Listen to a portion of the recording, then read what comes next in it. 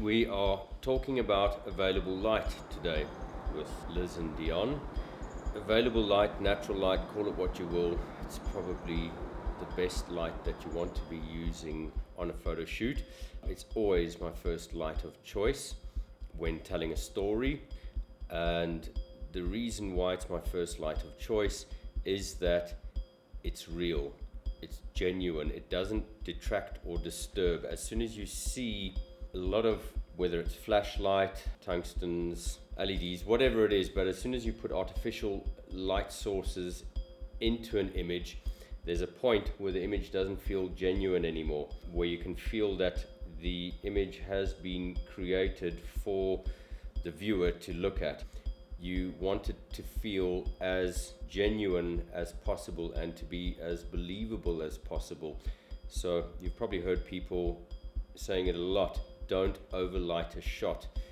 Okay, so what's happening here is that we're starting off with a single shot on Dion. It's not the opening shot of the editorial spread, but a lot of time you might be constrained by time. So what happens is that Dion will go into makeup first and into hair first, and as soon as she's finished, I'll start working with her until Liz is done. Then we'll get the two of them in together, and then we'll create the opening shot of the day.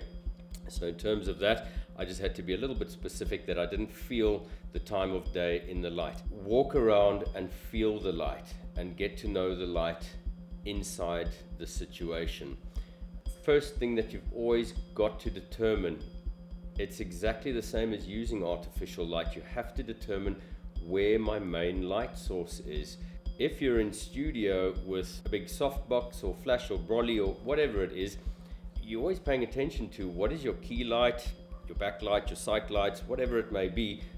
And that's what you're looking for in a naturally lit space, is when I am shaping whoever's sitting for me, where's my key light? It might be a big window. Most of the time, obviously it is. We need that coming in. If you're outdoors, where's the sun? That's your key light. So critical to figure that one out.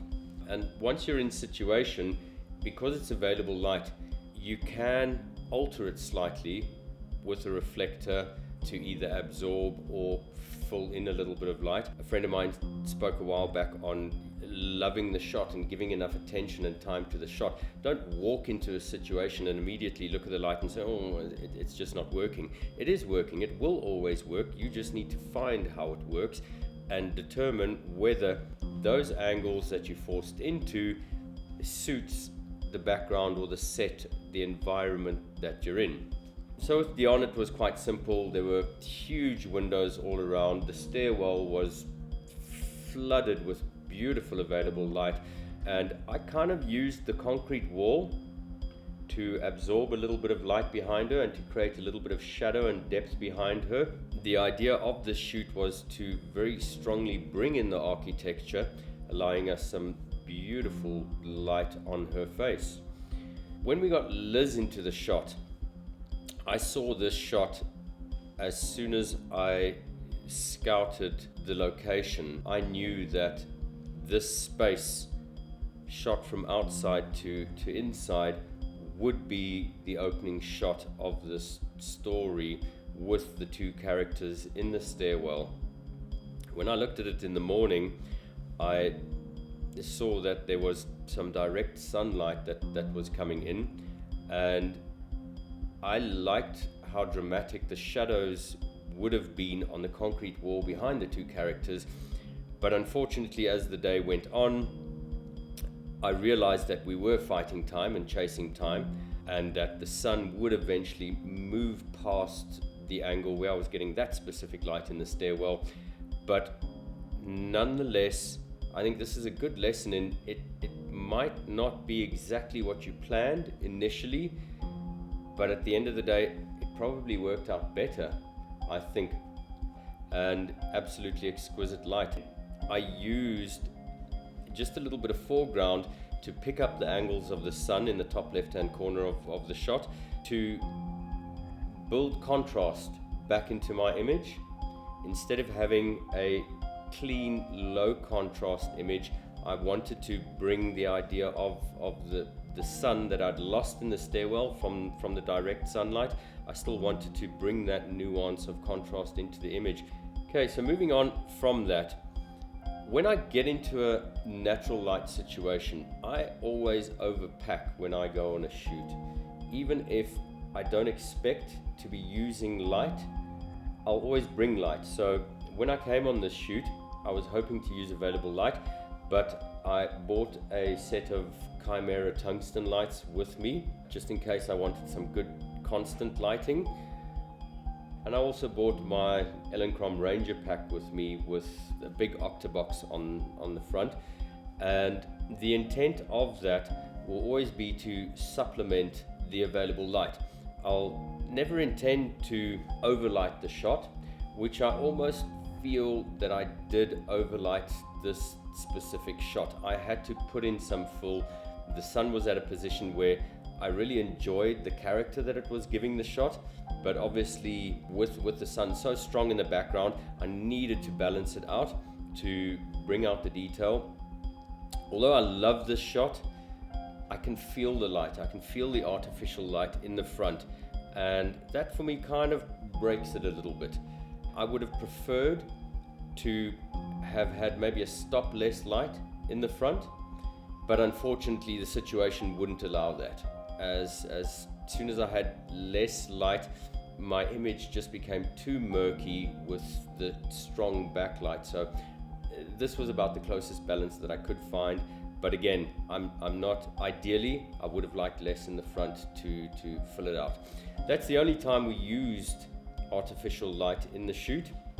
Okay, so on this shot, I wasn't too keen on the way the swimming pool area looked. It didn't fit seamlessly with the rest of the architecture that we'd shot in the shoot. So I chose over here, I did want to include the luxury of a outdoor swimming pool area, but not in your face. So what I chose to do here was have Dion behind a piece of glass, and just to subtly utilize the reflection of the outdoor space with the other character reflected into the window. And for me it told the story beautifully. When you do have the opportunity, when it does work out well, to use reflections in glass, I'm always looking for something like that. So the key to getting a successful reflection in glass is that your interior is darker than your exterior. If there's too much reflection, you use a piece of black cloth to shade off areas. What you'll see, what I did in this shot was that I used the shadow spaces of the trees to create my darker area, to position Dion in to get a clearer picture of her, and then I used the lighter part of the sky outside to paint the picture of the outdoor space with Liz in it. So moving along then, again from this light, we knew that we'd have some spectacular, people call it golden hour. I'm not a big fan of that. I understand it in nature, I understand it in wildlife, all that type of thing. I understand it on film shoots, early morning, late afternoon, fantastic. I'm not too particular about golden hour. It's beautiful light, but again, any form of shadow, any form of harsh light in the middle of the day, if you sculpt it towards what your needs are, it's all beautiful. But yes, undeniably, golden hour, beautiful, perfect, and off we went. One or two of these shots, which we won't be showing you, they weren't the best shots, was when the sun was still up in golden hour, but most of the work happened after the sun set. And that for me is, the whole sky is just this exquisite, massive key light. Especially this last shot of Dion, her look is very distressed. The dress is a little bit ripped. This is coming closer to the end of the whole story of these two powerful characters. So even though the sun is set and I'm using the whole early evening sky as my main light source, always be aware of where the sun set.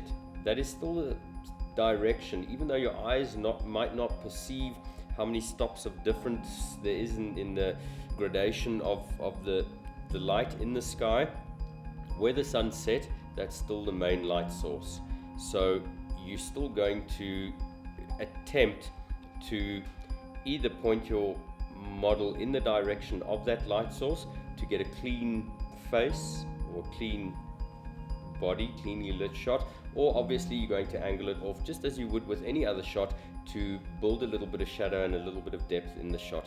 But the spectacular contrast of Dion's distressed look with this immaculately soft sky is absolutely sublime for me. I love the sky after the sun has set. It was dark, we're pushing 5000 ISO over here, but you got to take every last minute of available light that day gives to you and use it all in slightly different ways to just achieve the most immaculate light in your shots.